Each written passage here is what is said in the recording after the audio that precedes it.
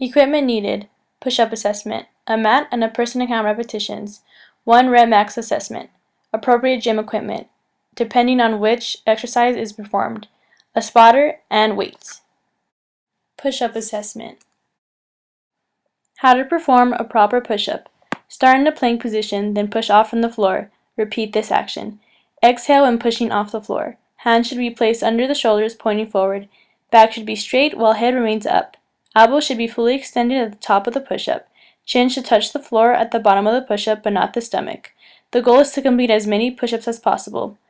The test will be done when proper form is not being shown within 2 repetitions. The difference between a standard and a modified push-up is that for the standard push-up, the pivotal point is at the subject's feet, while for the modified push-up, the pivotal point is at the subject's knees. I performed the modified push-up.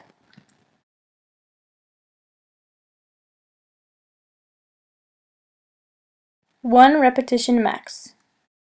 Before starting the assessment, perform a 5 to 10 minute aerobic warm-up. Start with a specific warm-up. Step 1. Select initial weight that is 50 to 70% of perceived capacity. Step 2. Increase resistance by 2.5 to 20 kilograms. Reps should be done at the same speed and range of motion. Step 3. Increase weight by 2.5 to 20 kilograms. Subject should do more than 1 rep. Step 4. Increase weight by 2.5 to 20 kilograms. This should be only done one time and should be difficult for the subject. This weight will be your 1 repetition max. For the specific warm-up, I performed 10 squats with no weight, unassisted, while maintaining full range of motion. The bar alone weighs 45 pounds.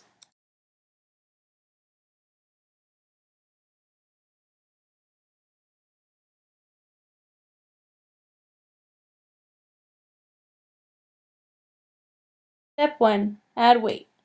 I added a 10 and a 5-pound plate to each side of the barbell, which equals to 75 pounds for the total weight I squatted. I kept the same speed and the same range of motion as before. This was my 50 to 70% perceived capacity weight. I then rested for 3 to 5 minutes. Step 2. Add more weight. I replaced the 10 and 5-pound plates with a 25 and a 10-pound plate on each side of the barbell.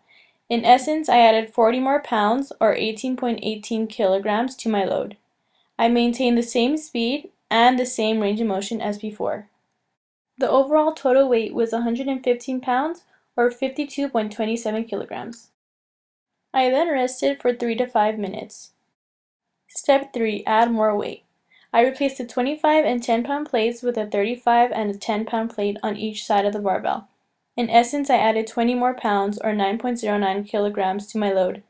I maintained the same speed and same range of motion as before. The overall total weight I squatted was 135 pounds, or 61.36 kilograms. I then rested for 3 to 5 minutes. Step 4. I placed a 45 and a 10-pound plate on each side of the barbell. In essence, I added 20 more pounds, or 9.09 kilograms, to my load.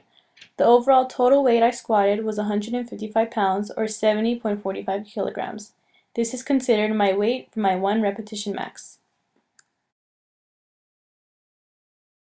To review, a 1 repetition max is met when the individual is able to lift the heaviest weight possible just one time, unassisted, while still able to fulfill full range of motion.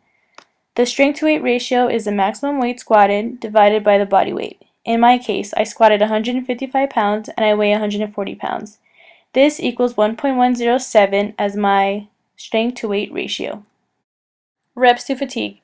This test is appropriate for sedentary, adolescents, and older populations. Subject will complete 2 to 10 repetitions of 75% of their perceived maximal load successfully through full range of motion, unassisted, with proper technique. Equation for predicting 1 rep max for reps to fatigue is the weight lifted divided by 1.0278 minus 0.0278 times x. Maximal testing requires medical supervision and pushes the subject to absolute exhaustion, while submaximal does not require this. Submaximal testing is safer and easier, but maximal testing gives better results of VO2 max and anaerobic threshold. Choosing a submax or max test will depend on the population being tested.